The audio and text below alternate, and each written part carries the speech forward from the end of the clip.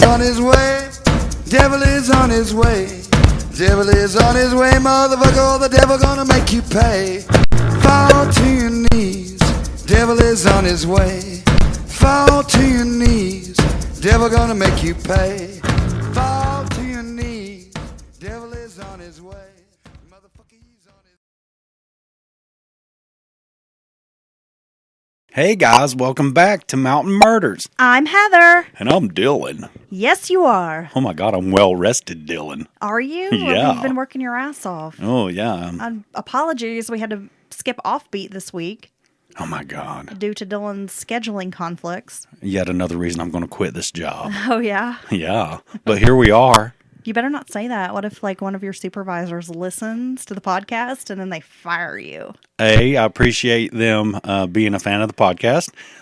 They should visit us at patreon.com Mountain Murders, however that works. Yeah? And Love how you never get the web address correct. B, they can't do that. They can't? Nope. How do you know? I'm in a union. Oh, okay. Yeah, they can eat my There's ass. no stipulation about podcasting and... Threatening to quit. Yeah. Nope. No language in the contract. Dylan, let's thank our new patron sponsoring today's show. Yes, we'd like to thank Brian for his sponsorship at Patreon. Thank you very much, Brian.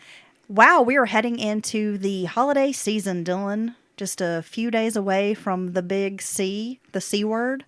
I feel like we're dead in the middle of it. Dylan, I can't wait for you to show me your big Yule log. Yeah, I can't wait for commercial Christmas. Yay! We have all of our shopping done, and we're trying to squeeze in this episode because after we record, we're heading up north. We're going to Michigan. Oh, I thought you were going to say to the North Pole. Oh, damn, sorry. That would have been a great bit. Yeah, Santa's sleigh is taking us all the way to Michigan. It might as well be the North Pole. Might as well be. It's pretty cold up there, Dylan. The temperatures are in the 20s and 30s right now. Ooh. I think we're going to freeze. It's been like 60 degrees here in western North Carolina. We've had a very tropical Christmas. It's a moist Christmas. Yeah, moist, tropical, rainy. Yeah. Okay, so are you ready to get into part 2 of the Rae Carruth case? Yeah, I mean, I know how this works out, but I want to see how you take us home. If that makes sense. Are you ready for me to hit a home run? Yes. Okay. In part 1, we ended with Amber Turner, Rae's former girlfriend, showing up in Charlotte to support him in his time of need, if you recall. And she was completely blindsided when Rae had a new love interest staying in the home that she'd once shared with the pro athlete. Rae likes the ladies. So she went from being head of the house or lady of the house to house guest. It was awkward. So the next morning, just after she arrives, she flies back to Colorado, feeling rejected by a man she had dropped everything to help. Now, it seems Rae Carruth only likes women when they're serving him, taking care of him, yet he offers little in return to these women in his life. Yes, it definitely seems that way, and he seems a bit shallow, right? A bit, and you remember in part 1 we left you with Rae getting arrested with his dick out. Yeah. He is butt naked, answers the door doing the helicopter. That's how I answered the door. For law enforcement. So it's more like a drone. Yeah, gets cuffed. Well, it was a few months later that she'd been thinking about Rae's situation, Amber Turner, and that's when she decided to phone Jeff Mooney, Sharika's dad. He held a position with an insurance company in Charlotte, so she was kind of able to track him down through his occupation. When Amber finally got him on the phone, she told him how she wanted to speak to the prosecutor. And now, of course, Jeff doesn't initially understand this woman's motivation. Perhaps she was working an angle for Rae Carruth. But Amber explained that she'd lived with Rae and had gotten pregnant by him twice. And both times he had threatened her life and forced her to have abortions. She also confirmed that what Sharika's family already knew, that he didn't want to be a father. So if you were a juror on this jury, would that be compelling evidence for you? I mean, it's definitely circumstantial, but it would plant a seed in my brain. So past behaviors with a past lover or whatever would definitely kind of make you think. Exactly. He had no interest in raising a baby with Sharika. She had also heard him make passing comments about Michelle Wright, his other baby mama, like how he should have her killed and their son as well. Can we say the mother of his child? Yeah. Okay. Thank you. Why? I don't know. I like to say baby mama and baby dad. I call my ex my baby daddy. Is that a problem for you? Yeah, it's triggering. It's the why? Because your baby mama crazy. Well, there you go. Okay, I get that. Well, I'm the mother of your children, Dylan. No, my concubine that puts forth my seed into the world. You bastards. Yes, I'm just my kidding. life basket. Okay. Yeah, let's go with like that. You're Robert Baratheon. You just have bastards everywhere. Yeah, let's do that. Okay, well, I'm sorry I was triggering you. I just like to use the slang the kids use these days. Trying to keep it funky fresh. That was our slang, man. Come on. Baby mama? Yeah. Yeah. Okay. Well, the NFL made a decision about their wide receiver. Under their violent crime policy, if a player is arrested, charged with a crime, they don't have to pay the weekly salary. So Rae's $38,000 per week was no more. This released the funding so that the Panthers GM had it available to offer incentives to other players. However, he'd still be listed on the players' 53-player roster, or on the team's 53-player roster. Yeah, it's funny, they have this code of conduct, but it seems like it's, of course, obviously Rae Carruth, you got murder, and that's a very serious matter, but, some other players had done, been Ray Rice on video punching a woman out in an elevator. It seems like he should never be allowed to play in the NFL ever again. Well, we're going to get to more of the policies and how this case actually changed the NFL's shaping of that crime policy. Okay. We'll touch on that in a minute. So in the meantime, Sharika was in a coma at Carolina's Medical Center. Her internal organs were septic. When she was shot, her bowels ruptured, releasing harmful bacteria into her bloodstream. She had to be operated on in order to surgically clean the pus and dead tissue, which is not a good sign. No, that's very unfortunate that it ruptured her bowels, because that quite possibly could change everything if that hadn't happened and, she had received medical attention. Rae determined after a conversation with his stepfather, Samuel Carruth, that the best outcome would be for him would be like if Sharika survived. The possibility of the death penalty would be off the table. An acquitted Rae Carruth could be back on the field earning millions and could offer to set her up for life along with Chancellor, their baby. However, things took a downward turn on December 14th.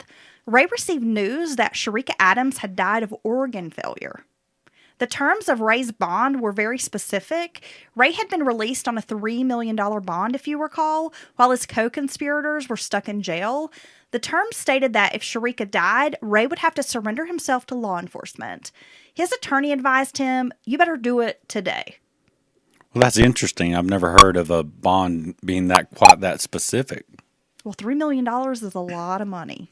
Well, it is, even at 10%, so you got to come up with $300,000 to get even to a bondsman, right? Yeah, if you remember, he put up his mother's house. He put up his own house. He had that cash for loans business that on paper looked like he had turned a profit, but really he'd lost all of his money.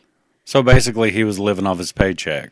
Yeah, totally. I don't know how the poor guy was making on $38,000 a week. It's just chump Seriously, change, bro. But no, so what they're basically saying is, if she does die, and now it's murder. We're going to go after murder. Everything's going to be more serious. You're in more trouble, and we want you to, not be a flight risk. Yes. Now, his attorney, like I said, was like, "You need to come here today, turn yourself in." And if he didn't, he'd lose that $3 million, and it would look even worse in court, is what his attorney advised him. The prosecution could definitely use this against him. Rae's old flame from Colorado, Dawn Lee, was with him when he got the news. If you recall, he dated her when he was in college, and she was an exotic dancer. Kind of gave him a taste for the dancing ladies. So do you hook back up with him after he's out on bond of possible, well, all these women want to flock to Rae to help him. Oh, because they all need to offer their support, Dylan, in his time of need. Yeah. He's just so pitiful. And so basically It's baby Rae. He couldn't do this. He's being wrongfully accused. You think they're acting like that, maybe? Oh, we'll get to that. Okay. All right. So she's with him when he gets this news. They are actually driving around Charlotte. They hear it on the radio first, and he calls his attorney. His attorney's like, "You need to go turn yourself in." Rae instead takes her out to some really fancy restaurant. They have this really elegant meal. Wow. Yeah. Okay. just bawling. Nothing gets a date started like a date night started like hearing that now your victim's dead and you need to turn yourself in for murder. Yeah. Okay. He has to go eat a really extravagant meal, which folks were saying in my research that since he had been arrested and had spent some time in jail and thought he might have to go back to jail, he was going out and eating these very like high-end restaurants, having these really fancy dining experiences. Okay, so he's like Tom from Secession. Yeah, he's like, got to eat the good food before he goes to jail. Hey, I understand. That's how I would feel as well. Well, the food is a major sticking point in jail. Obviously, it's not good, I've heard, and I've seen a little bit myself. But it's very basic. You're going to eat the fruit cocktail off the floor. It's high on starches. It's just not, you don't get to choose. I think that'd be the worst part of it, don't you? You don't have like a menu you get to pick from. Well, I'm not picky about what I eat. Like I will eat most anything, but I'm picky about like I don't like cheap shitty food. I like seasonings and spices and flavor. You don't like multiple starches in the same meal? I don't. So I would have a real problem with jail food. You're screwed. Because I'm a little bit of a foodie, right? Would not be cool. Okay, so they're out having a meal, whatever. Well, during this, she's telling Rae, you've got to turn yourself in. But Rae said he needed to get away, return home to Sacramento, and clear his head. Oh, so you're talking about going on the run. Well, as soon as Rae realized he would need to turn himself in, he contacted a friend named Wendy Cole. She was from California, but lived in Charlotte. Wendy was a friend of his mother, Theodre's, so she was like more of a family friend than a love interest, because all of these other female friends are kind of like former lovers, old flames, or maybe women he just hooks up with. So she's more of an actual friend, old friend. Right, not like a friend with benefits. Okay. Well, Wendy was a hairdresser who had once owned a very successful salon in town, and he pleaded with her to please take him home to California. And if we've learned anything about Rae Carruth, he's very charming and manipulative when it comes to women. And he's cute. He is cute. So he kind of gets his way, right? You're hot for Rae Carruth. What the hell? Okay, he's no Dylan Packer, but I mean, he's all right. Oh, God. I'm not interested in him now. He'd blow my head off or something. He's a piece of shit. Just okay. don't get pregnant. You can't get pregnant, so you'd be safe. Well, his desperate cries for help eventually became too much for Wendy. There was some cosmetology training that she had wanted to take, so that would be her excuse for taking time off from work. Rae told her they would have to leave tonight. So this night, December 14th, we have to leave. He finally coerced Dawn Lee, his friend, into driving him over to Wendy's house. And she at first was just like, no, this is a really bad idea. You need to turn yourself in. But when she saw he was so like set on leaving and there was no changing his mind, then she was like, okay, fine. So he's contacted his old friend to drive him to Sacramento? Yes. Wow. Right. Okay. Once there, Rae laid out a plan for their trip. Hiding in the trunk of her 1997 Camry, stocked with candy bars and energy drinks, they set out on a road trip around 10:30 p.m. Is his plan that he's going to ride in the trunk all the way to Sacramento? Yeah. Oh, my God, Rae, dude. 3,000 miles in a fucking trunk of a Camry. Slamming candy bars and energy drinks? And, Rae's not he's not big like 6'5" wide receiver, but the man's still 5'11". He's a pretty big guy to be shoved in the trunk of a car. Yeah, he had to be in like an old LTD or some shit, some old ass, 6 foot by 5 foot trunk, right? They went west on Highway 85, then picked up Highway 40, heading toward Nashville. When they were about an hour from Nashville, Tennessee, near Parker's Crossroads, Wendy called back to Rae in the trunk. They're calling on cell phones. Nice. Yeah. She explained they had driven for a while and she was tired. Wendy needed to pull over and catch a few hours of sleep. Once she got to the motel, Wendy started feeling a lot of concern about what she'd gotten herself into. This whole situation was just too much. Rae insists he's going to stay in the trunk of the car the whole night. We can't be seen together. She tells him, well, if you get cold, this is my room number, come in. And unfortunately for Rae, he's famous. So he's got a face that people are going to know. I mean, you're talking about sports fans. And all this has been all the talk. I'm sure it's been all over ESPN, all the news channels. Yeah. Everyone's talking about it. So he is probably, that might be one part of his plan that's true, that he literally can't, no matter where he's at in the country, he could be recognized easily. Police were indeed searching for Rae Carruth by now. As soon as Sharika died, a first-degree murder warrant was issued against him. When he failed to turn himself in, his name was entered into the National Crime Information Center database. Theodore had gotten a call from law enforcement asking if she knew the whereabouts of her son. Worried about him being on the run, she got in touch with a news station, hoping to make a plea for Rae to turn himself in. Okay, so like a national... This is like a Charlotte news station, because she thinks he's just on the run in Charlotte. She looks into the camera and asks her son to please do the right thing. Trust the system and turn yourself in.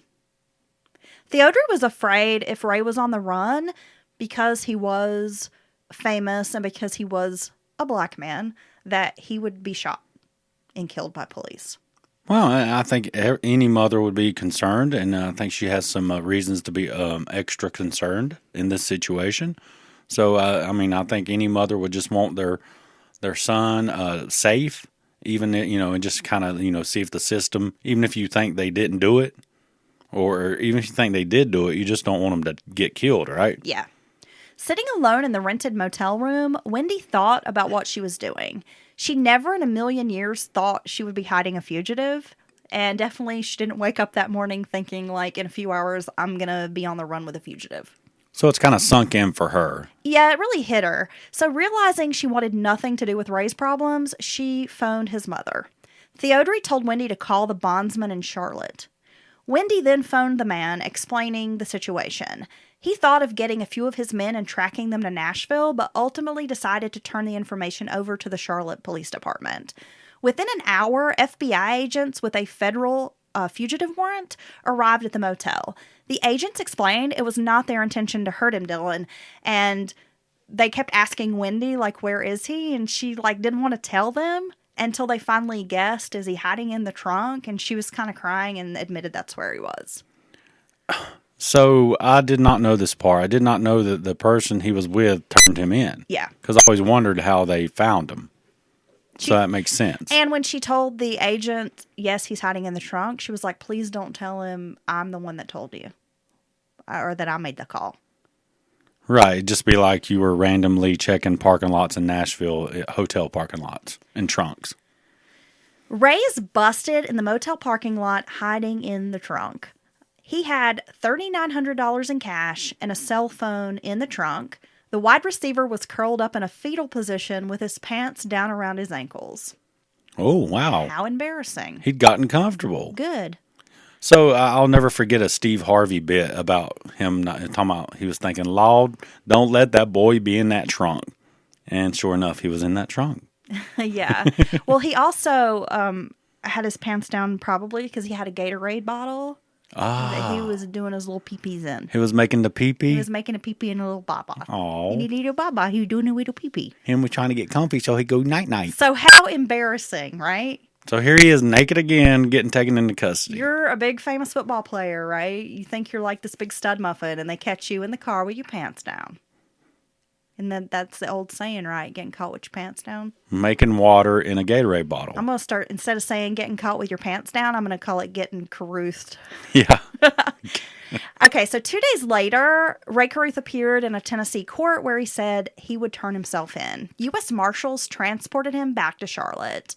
Michael Kennedy and Van Watkins, the co-conspirators, were told that any bonds they could have had possibly, because remember, they couldn't come up, theirs was like $1 million, like I think $1.2 million, and they couldn't come up with that money. But the judge revoked any bonds since Sharika had died. Well, yeah, and plus he ran. So, I mean, the likelihood of him getting another bond is virtually zero. Right, and his co-conspirators, like, you're not getting any kind of bond now. The Panthers waived him the next day, citing a morals clause in his contract. He was suspended indefinitely from playing professional football. In the locker room, Carruth's personal items were removed, and so was his nameplate. And so they're just, the football teams are a business. So at this point, they just want to clear him off the roster, get another player in his spot, and keep moving. And disassociate as much as possible from his name. And it would liquidate his contract, and that gives them more Free all this money capital to spend on other players. And maybe I'm sure some people were just like, I can't believe this guy did this. I don't want any association with him. Yeah, well, that's pretty much what the entire team felt like.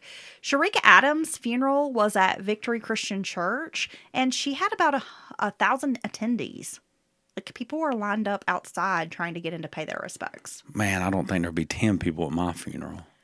Oh, honey, how cute of you to think I'd even bother with having you a funeral. Oh, well, I mean, like the after party.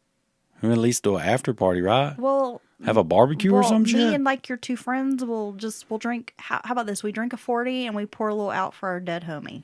Dylan. Okay. Does that work? Okay, it's got to be like Colt 45 or something, or a Natty Daddy. Well, it'd probably be the Natty Daddy. Since Okay. that's what you drink. You're going to have to get 2 of those because they don't come in 40s. Okay. Okay. Sounds good. Or I'll just get a 40 of Schlitz malt liquor or something. That works. I had a cat named Schlitz one time. It's the Slits. Chancellor, Ray's son, Sharika's baby, had been moved out of the neonatal intensive care, and temporary custody was actually given to Sharika's mother. Now, and Charlotte has at that time especially, a world-renowned neonatal intensive care unit. They do. Actually, my son was in that neonatal intensive care unit for about a month after he was born. My youngest nephew, was there as well. And it was fantastic. My son Zane had to be on this specific machine that Charlotte, the Carolinas Medical Center, their pediatric hospital, is like one of the only places on the East Coast that has that particular machine. Nice. Yeah, it's a fantastic hospital. But custody was given to his grandmother. David Rudolph, a Chapel Hill attorney who would later defend Michael Peterson of the staircase fame. You know, we've covered the Michael Peterson case. Well, I think the owl did it. It was the owl. Who? Yeah, that was the owl's defense. I was like, who? Knock, knock, who's there? Who? Who? Who this? It's the owl. The owl's from Louisiana all of a sudden. Yeah, who dat? Okay, so anyway, this guy, David Rudolph, he becomes Ray's defense attorney. Now, it's kind of interesting how this happened. Theodore is on the phone calling. She's trying to get some attorneys. You know, he had the one attorney who had kind of represented him to get the bond and all that. But she was like, I need an attorney I'd like to have a black attorney. And I would like somebody who has done these pretty high profile cases. Well, and you do need an attorney familiar with this. You're going to have press. You're going to have, all eyes on it. You can't have just a regular attorney, even if they're a good attorney. Well, the Charlotte attorney that he had been using recommended a guy in Durham named Ken Spalding, a very famous African-American attorney, kind of known in that Durham, Raleigh Triangle area as like a fucking shark, like really good attorney. But he was like, I can't take this case on right now, but my friend David Rudolph will. So he was still kind of working as part of like the dream team. They assembled several lawyers to help with the case, but Rudolph would be the actual attorney appearing in court and trying the case. And people described him as being a bulldog. He's very charismatic, really dramatic, and some people say he's a pain in the ass. Like, some of the jurors are like, this guy's a pain in the ass, but he knows how to drive home a good defense strategy. Right. Like, he's really a good attorney. He's the kind of attorney that if you're in the shit, you want this guy. And not a cheap attorney either. I was going to say I could never get this guy. Probably not. Unless my case was so sensational that they did it just to get the exposure. Well, you are a true crime podcaster, so that could be the case. I'm a very, very so famous, tiny celebrity in Haywood County. Yeah, a little teeny tiny town. I'm just a wee little celebrity. Just a cool little teeny tiny boy. Hey, ain't you that guy on that podcast that says dumb shit? That's the one. How about that's me? Okay, so David Rudolph, he is going to be Carruth's attorney from henceforth. Another search, I'm sorry, I said a search warrant. You'll have to forgive me, I'm loopy. Another wrench in this already crazy story. So we've got, the entire story's nuts, right? Ray's hiding in a fucking trunk, like what else could happen? He's gotten dialed out by his ride, his old friend, which she did the right thing. This story takes so many twists and turns, and here's another one for you. A jailer named Shirley Riddle had heard Van Watkins say, quote, none of this would have happened if he'd just paid us the money. Riddle had been noticeably chummy with Rae Carruth when he had been in jail like the first time. So when she delivers this information to her supervisor, like the commander, he shut her down. First, he felt her relationship with Carruth seemed kind of inappropriate, and they didn't need to be involved in such a high-profile case. He's like, just keep your mouth shut. Riddle then confided in her friend, Sergeant Tom Stamps, about the predicament. Stamps was a by-the-book kind of guy, and he found this very troubling that the commander would direct her to silence this information. Stamps' internal conflict got the better of him. When he saw David Rudolph at the jail, the attorney, he shared the information with him. Riddle had been called into the cell by Watkins, who said he wanted to make a full confession. So she had gone in and she'd written it all down. Now, at first she was like, I can't get involved in this. I don't want your confession. I don't know what you have to say. Like, it's not my job to get involved. Right. But he just kept on and on until she was like, fine. She goes in there with a piece of paper. She writes down this full confession. Watkins said he was trying to find Rae Carruth and then ran into his girlfriend on the road. He tried to talk to her as she was driving, like get her to roll down her window, but she flipped him off. Then he lost it and began shooting. Oh. Now Rudolph had a credible defense for Rae Carruth. Oh, so they're from this jailer. So basically, this was not intentional murder. It was just some crazy thing that happened, some kind of weird road rage, I guess. Well, we're going to get into the specifics of this.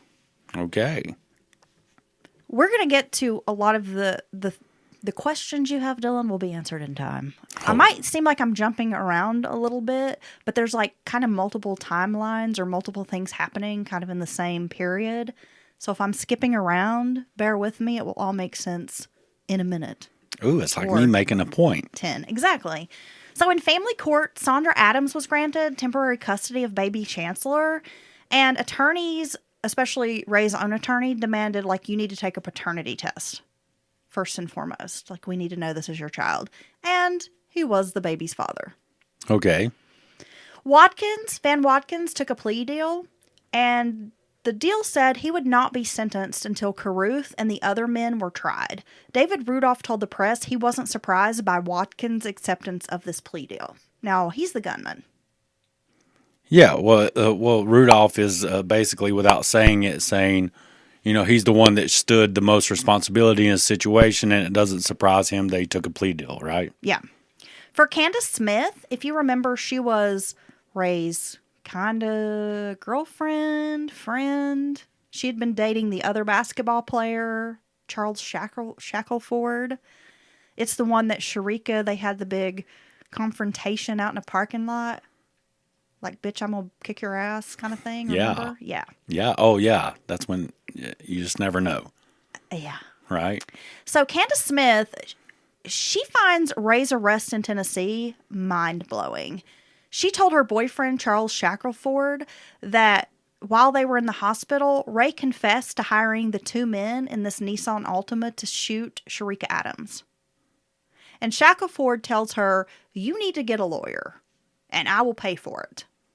Tells Rae that? Tells Candace this. Oh, he said, you could have, yeah, okay, I got you. You need a lawyer. Like, this is some heavy information. We got to take care of you. Make sure you're covered on this, because this could come into play. Well, yeah, I mean, if the investigators or the prosecution was to find out about that, they definitely want to have you there. Now, I'm just going to give you a little FYI here, Dylan.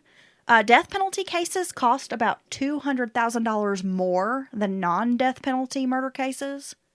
And the non-death penalty ones typically run between $50,000 to $70,000.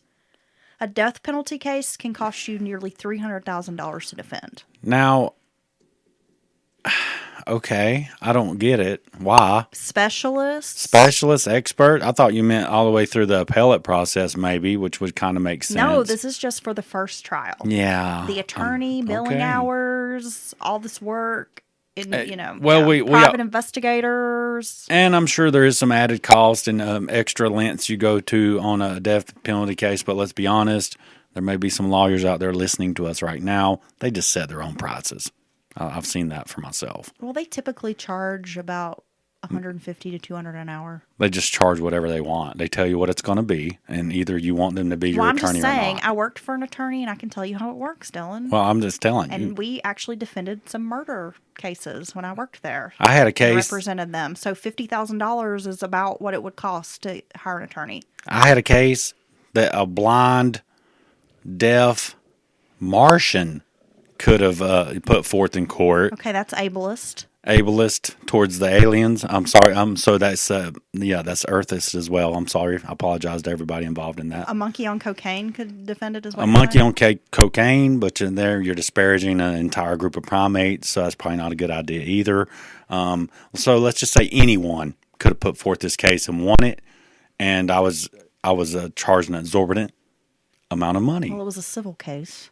Oh, there you go. Look, divorces and that kind of shit is expensive, bro. It's okay. We'll move on. Just saying. But I'm just saying the only reason it's expensive is because they're just like, look, that's going to be $5,000, and you're like, why? Because you don't. That attorney has to go to court and deal with your crazy ex, so there's that. It wasn't even that hard, but let's go. So I did not know that those kinds of prices, Yeah, the well, differences. thanks for derailing me. I was just trying to give you guys a good idea of like how much Rae was looking at here for his death penalty case. So instantly, it's almost quadrupled. Yeah. Basically. It's a lot of fucking money is what it is, bro. Well, it's a lot of money for a man who's already had his revenue cut off. $3 million bond. He already has his mom's house on the line, and is already doesn't have money because he, bad business ventures. He loves bad business. That's his fucking problem. Yeah. Yeah. Yeah, I like bad business, and I cannot lie. It's true.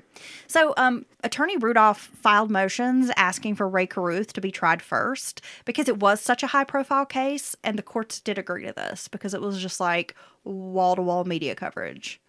When the trial began, prosecutors contended that Rae had hired Van Watkins and the other men to carry out an assassination on Sharika Adams and her unborn child because she refused to have an abortion and he didn't want to pay child support.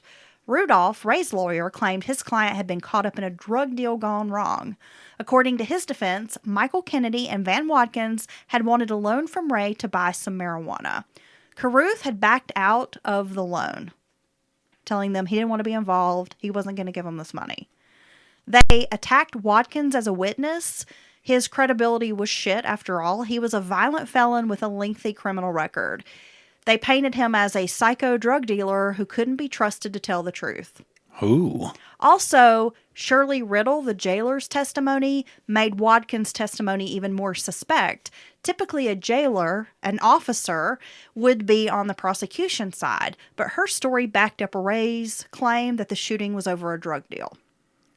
So the very first thing she heard about it was basically if he had gave us the money, none of this would have happened. Yes. Okay.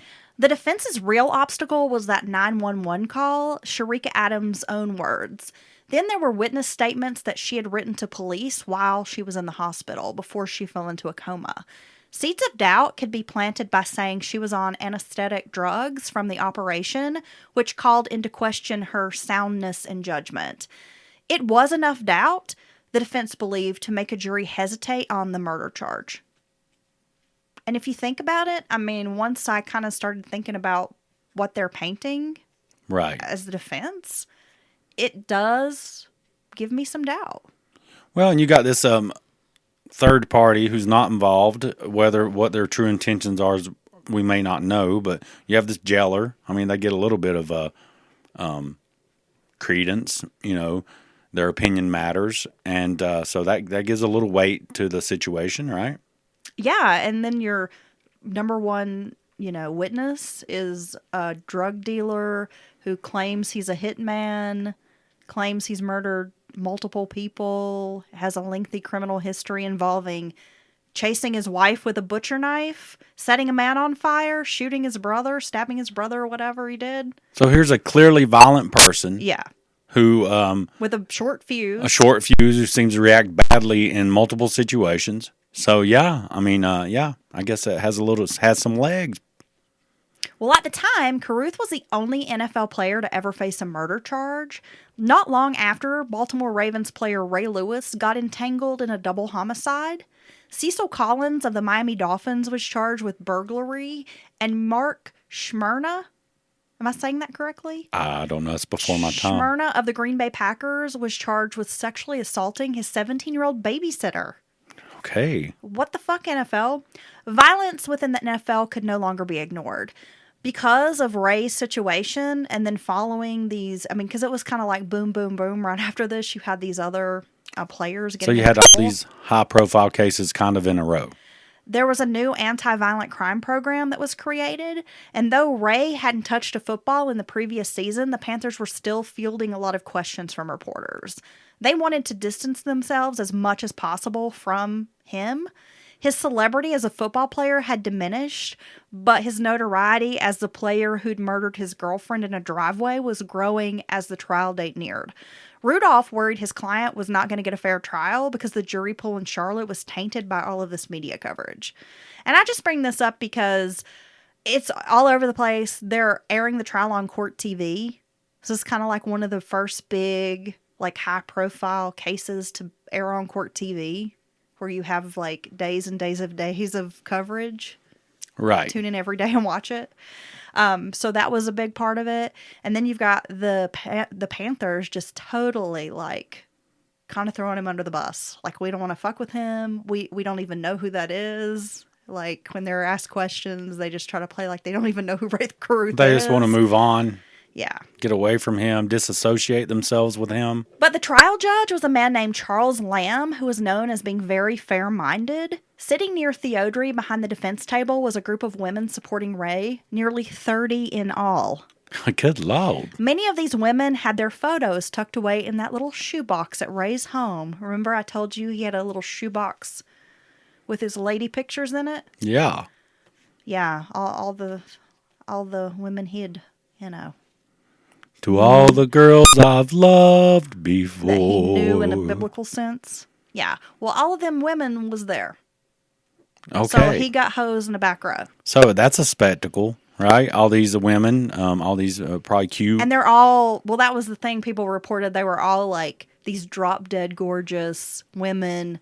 They all look like models, exotic, very beautiful. Yeah. Raised at the defendant's table like, yeah, I did that. Yeah. 29 of the 30 women would end up testifying in Rae's defense. Wow. As like character witnesses. Yeah, it's be like the whole time I was, having my fling with him, he never murdered me. I mean, I'm sitting right here, right? They would describe him as a wonderful man, a lover, a friend, a brother, a man incapable of committing such a horrific crime. Wow. How do you instill brotherly feelings into the women you're having sex with? Well, I guess some of them were not sexual partners. Oh, just let me Some do were it. Just friends. Well, like one of them, I think, was his cousin Tiffany. Hey, puppy. Sorry, we have our podcasting friend. Guy's getting worked up over there. That string is driving him crazy. He's about to lose it. Sorry, y'all. It's okay. One of my favorite podcasts, their cats are always making noise in the background. So. Yeah, it was either let him in or he'd be scratching at the door. Yeah, and then probably like leaving me a pile of shit at the door. Yeah. He passive aggressively shits when you won't let him in a room. Have you noticed that? He knows what's up. Okay. So the prosecutor quoted Alice Walker's novel, The Color Purple, very dramatically and played the 911 tape for jurors. He laid out a timeline of events leading up to Sharika's murder. He showed them Sharika's note, which said, quote, Rae slowed down. Rae had something to do with this, that she had written and given to Charlotte police in the hospital. That's damning. Carruth's attorney showed that he was an active NFL player making lots of money. He earned about $652,000 a year at the time of the shooting. He could have easily afforded child support payments. Rudolph said, quote, where is the motive? I see no motive here. Rudolph made it clear that Watkins had given a statement to the jailer and that he had cut a deal with the state, a deal in which he was the admitted shooter and was going to avoid the death penalty. Watkins had a history of violence against women dating back to 1983. And while Carruth was adored by women, they thought of him as a kind, generous, gentle person. Well, I mean, all those women showing up to support him does kind of lead you to believe that maybe, it would kind of lead the jury to believe maybe he's not a mean guy. Because why would if he was this mean, cruel person who's capable of murder, if you will, why would all these women show up to support him in court? Well, there's that. I mean, it definitely, like I said, if you were on the jury, would maybe give you pause, right? All you need is that reasonable doubt with one juror. I'm so sad I just broke a nail while we were sitting here. How did you sit still, break a nail? I don't know. He said, quote, how could he turn from someone who had never been in trouble a day in his life, who had never done anything to any woman, who had never done anything to Sharika, to turn from that into a contract killer overnight? There is no motive here. Rudolph walked jurors through a timeline painting a picture of the November 15th day. He had hung out with friends, he played video games, and he'd had his TV satellite repaired. If Rae Carruth was orchestrating a murder, why were the hitmen scrambling to find this gun only a few hours before the alleged hit took place? Well, I find that strange. Either you're a dummy or you haven't really planned this out. Because if you remember, they claimed that Rae Carruth called them like an hour basically before the shooting was supposed to take place, before he was going to the movies, asking like, who's got a gun? Also, Rudolph asked, why would Rae invite Sharika to a public movie where they would be seen together only to murder her in an ambush, when witnesses could place them together? He then proceeded to plant doubt in the jurors' minds about the traumatic event and Sharika's 911 call, how the woman might have misinterpreted what was happening. He described the frailty of the human mind and how it reacts in traumatic conditions. Calm down, bro. I think he doesn't like Rae Carruth. I mean, so what do you think, Dylan? I mean, is he painting, like, reasonable doubt here? Well, I mean, to a degree, I must say, it gives you something to think about. It's not as cut and dry as I believe the case to have been. A nurse who testified admitted that she'd been briefed by police that Carruth was the main suspect. Rudolph asked how if Sharika had come out of a 6-hour operation, had been given a drug cocktail of sedatives and painkillers, how could anyone be sure she was making accurate statements or that she wasn't being influenced by the people around her? After all, her entire family thought Rae had killed her. Right.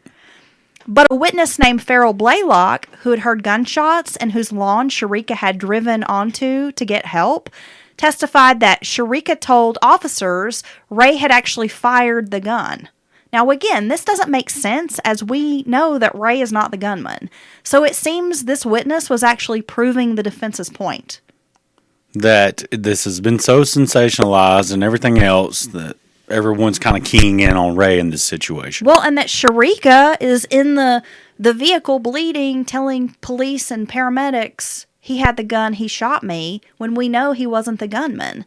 So again, it's just proving this point, like, how do we know she's making accurate statements? She's gone through a traumatic event. She's telling officers he shot me. And then at the hospital, she's saying the same thing, but she's been given a bunch of painkillers. And for all we know, she may think that it was Rae that shot her, but doesn't really know.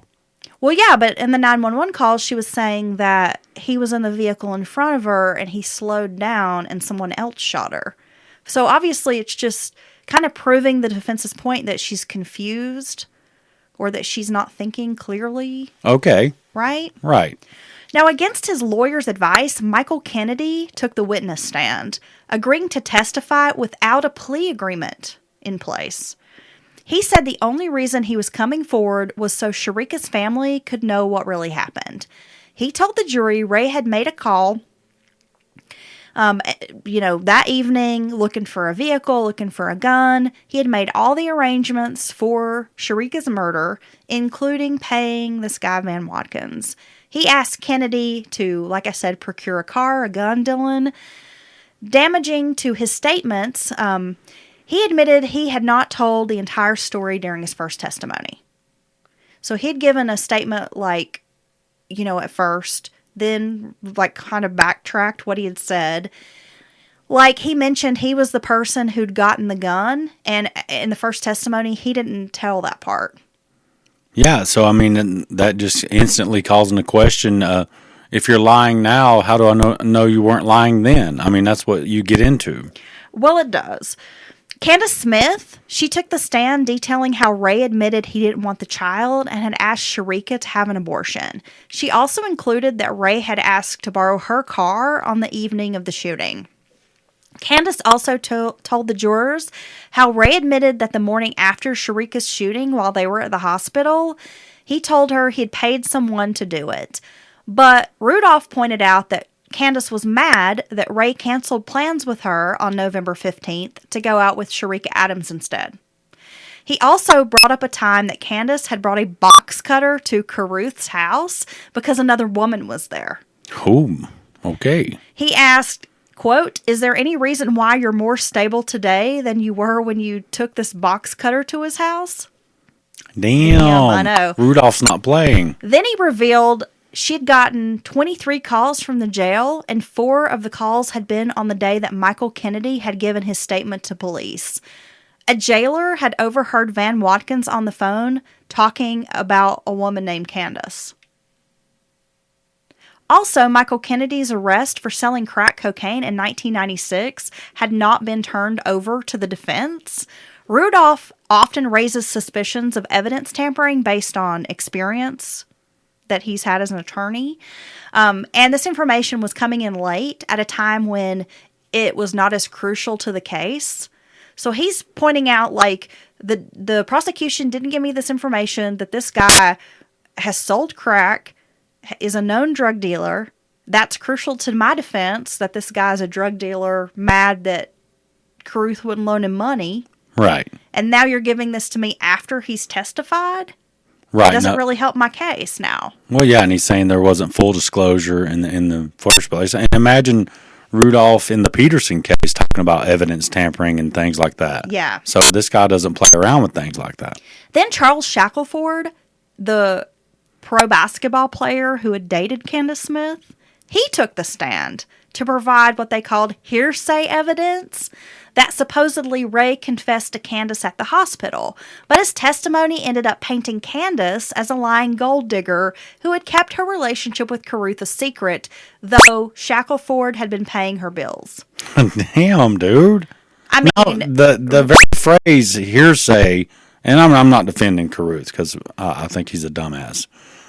Hearsay evidence, I mean, just sounds like that should not be allowed, right? I mean, I didn't think it was allowed. Well, I thought object hearsay is one of the bigger, more common objections when someone's giving testimony. Well, it could have been that perhaps the prosecution was allowing this in because they thought it helped their case, but then David Rudolph is such a fucking shark that he goes in and ends up taking their witness and, like, melting the guy down and making this Candace girl look totally like a shit. Well, yeah, I'm sure his line of question was something along the lines, did you know she had a relationship with Rae while she was with you, and, blah, blah, blah. And Rudolph had her on the stand questioning her about this relationship, saying, so you were, like, basically shacked up with Charles Shackelford, a married man, so clearly you don't have any morals, and you're seeing Carruth on the side, and you're being dishonest about that. So what else are you being dishonest about? Damn. I mean, just totally, like, knifing these witnesses, dude. I'm telling you, this guy, he's an asshole, but he would be a fucking amazing attorney, it sounds like. So, Charles Shackelford testified that that Candace was jealous that Sharika Adams was carrying Rae's baby. He said that? Yeah. Oh, my gosh. Which could give this Candace motivation to lie on Rae. Well, just the very picture of a scorned woman, because, if there's any, especially men on the jury, like, she'll say anything. You know what I mean? A lot of other witnesses like Amber Turner, Michelle Wright, both exes, Rudolph basically pointed that out too. Like, these are two women who ended relationships with Rae on bad terms, and how do we know they're not just saying this stuff about him? Because they're upset. Because they got dumped. Well, there you go. Yeah, it's a lot. It's a lot to unpack. Now, Rudolph has done his job as a defense attorney, painting reasonable doubt to jurors. And, well, I'll be honest, to me, I'd have a hard time if I was on this jury being like 100% in with the prosecution's theory. Well, he didn't just plant one seed. It's almost like he poked holes everywhere he turned. Yeah. And that, you know what I mean? As well as discrediting many of the prosecution's witnesses. So I am left with more questions than answers, and I'm not sure as a juror what I'd think, but I might have a hard time with a conviction. Even if Just you... me, personally. Well, you can reach a point to where you think wholeheartedly that the guy's guilty, but there's still that... Is there evidence to back it up? Is there evidence to back it up? Does the prosecution prove their case or their theory of events? And do you have even an inkling of doubt about any of the components of said case? So, I mean, that's a pretty... That could be... that can happen, right? Yeah. Well, in the end, Carruth was found guilty of conspiracy to commit murder, but not guilty on the first-degree murder charges. He was sentenced to 18 to 24 years in prison. Wow. So Rudolph did his job to a degree because he got premeditation, first-degree murder off the table, right? And okay. And the death penalty. And the death penalty. So in prison, Rae was paid $1 a day working as a barber, a far cry from his $36,000 weekly salary with the NFL. On October 22nd, 2018, Rae Carruth was released from prison. He lives in an undisclosed town in Pennsylvania with friends, according to Charlotte Observer reporter Scott Fowler, who extensively covered Rae's case over the past 20 years. Oh my gosh. Van Brett Watkins was sentenced to 40 to 50 years in prison for his role in Sharika's murder. In an interview with Fowler, he told the reporter, "I'm looking for a way to murder Rae Carruth." Okay. Michael Kennedy served 10 years for his role in Sharika's murder. Kennedy testified that Carruth had orchestrated the attack on Adams, giving him $100 to buy a gun hours before she was shot. Stanley Abraham, Kennedy's best friend, if you remember, Boss was his nickname. He had been a passenger in the car during the attack. He was given a year in prison and was released in 2001 because his attorney was able to argue that, like, he was just a bystander. He just happened to be in the car when this went down. Yeah, and immediately, like, after this happened, demanded, like, let me out of the car. And yeah, he didn't come forward immediately with it, but, like, he wasn't. Seemed obvious he wasn't part of it. Yeah. Chancellor Lee Adams was raised by his grandmother Sondra Adams in Charlotte. Considered to be a miracle child, he struggled with brain damage and cerebral palsy. However, like his mother, Chancellor was a fighter. He graduated from Julius B. Chambers High School this year, in June of 2021. Wow, what a strong young man. Despite his challenges, Chancellor continues to persevere. His grandmother said, quote, "I have seen Chancellor's determination, how he persists through things, his resilience, and overcoming so many of the odds. The journey of Chancellor and Sondra has engaged the community of Charlotte. Sondra has long since forgiven Rae Carruth for his role in the death of her daughter. She said, quote, "One of the main reasons I want Rae and Chancellor to have a relationship is because Chancellor is his son. And that's why I chose early on to forgive Rae, because I don't feel I can offer unconditional love to Chancellor if I don't forgive Rae. That's his father. It's part of him. Chancellor wouldn't be who he is without Rae. I want them to bond or at least meet again." Wow. I mean, that's admirable. And I must say, I don't know if I'd be capable of that. But I do think that oftentimes family members that do go that far to truly forgive the perpetrators or the criminals that kill or hurt their people, that they give away, they lift a weight.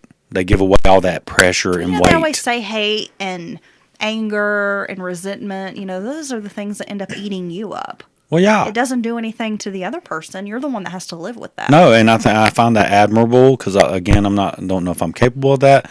And I think in the end, it probably is better off for those family members. In an interview with Sports Illustrated. Illustrated? I've done a lot of talking today.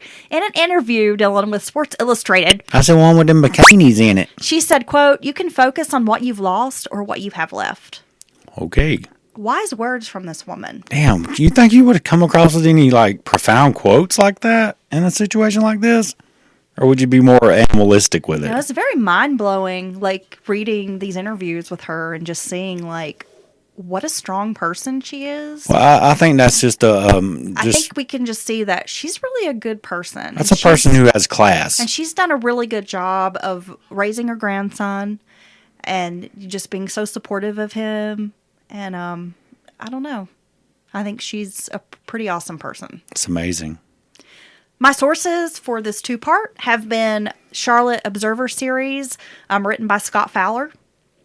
Awesome. He's done so much coverage over the last 20 years. I mean, there's just tons of articles, really in-depth interviews with everybody from Sandra to Theodore, Van Watkins in prison. He got like the only interview Van Watkins has ever given recently. Wow. I think it was in 2018 when Rae was getting out of prison. He sat down with him.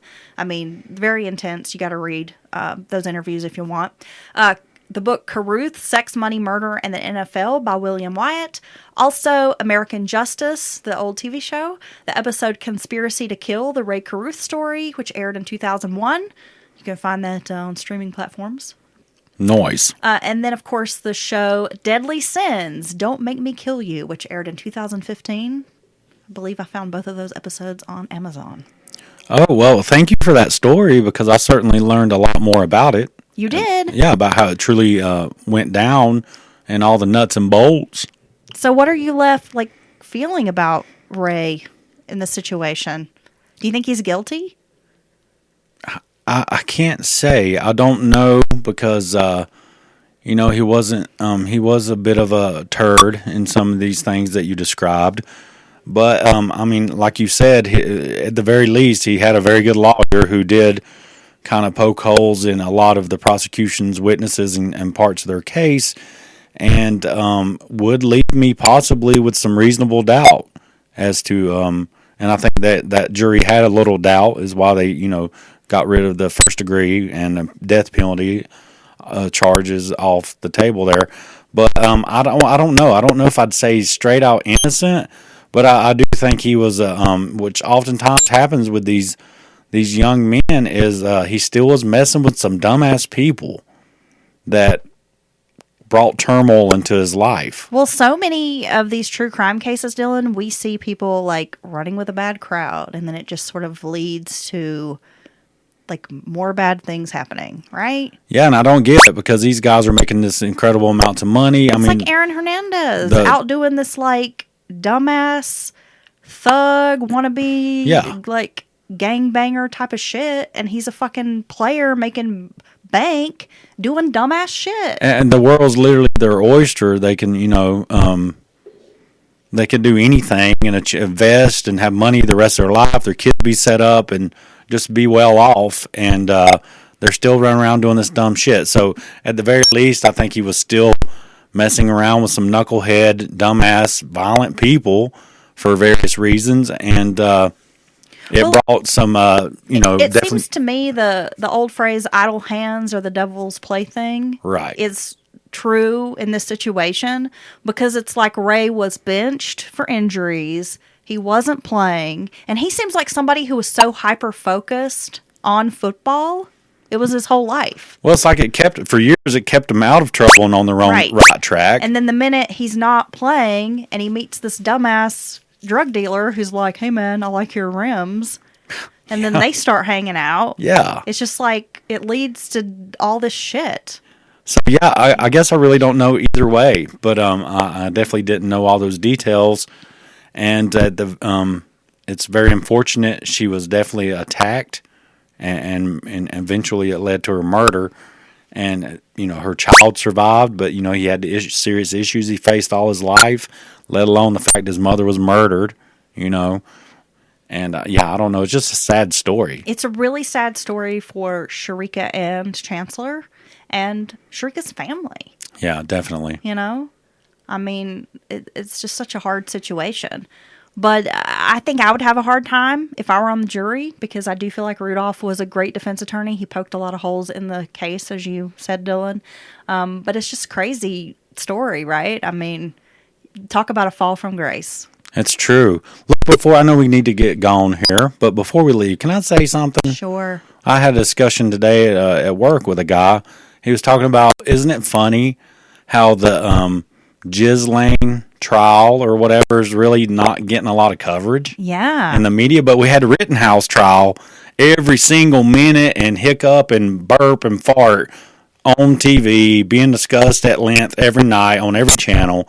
But the Ghislaine, of course, Epstein's co-conspirator. I love that you're calling her Ghislaine. Well, yeah, I got that from the last pod, guys. What is it, Ghislaine? I think it's Ghislaine. Well, fuck her. Ghislaine. A piece of shit who went out and prayed and hunted victims for Epstein. I agree. God knows what else. I'm calling You know why? You know why they're not covering it. You've seen that Epstein flight log.